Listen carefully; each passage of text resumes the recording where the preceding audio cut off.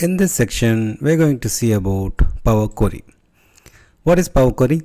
Power Query enables you to discover, connect, combine, and transform the data from various sources.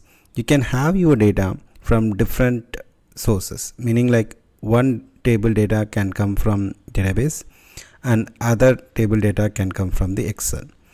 Let's say you need to expand your data from a database in adding another column from the Excel. You can do such operations in the Power Query.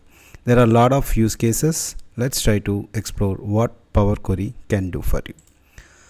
So Power Query, it does three main purposes like cleaning, transforming or reshaping of your data, and data profiling.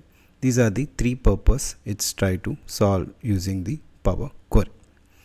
So cleaning includes data types changes, or if you want to replace some nulls or fill the data if that is a blank, and remove certain duplicates. These kind of cleanings. There are a lot of other options as well, just for you to understand what cleaning means.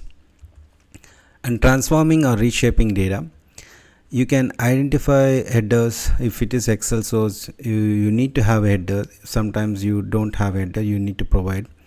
And renaming your columns, or removing certain columns, or filtering out certain rows, add columns, append the data. If you have a data from two different sources, you need to append those.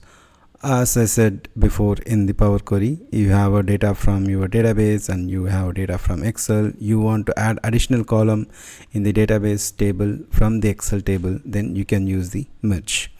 So there are a lot more examples. Thus, cleaning and transforming your data is interchangeably used.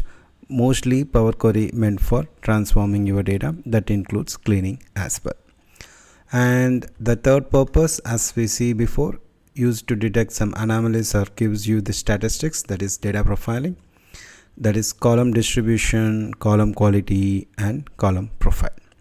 So let's try to start with cleaning and transforming your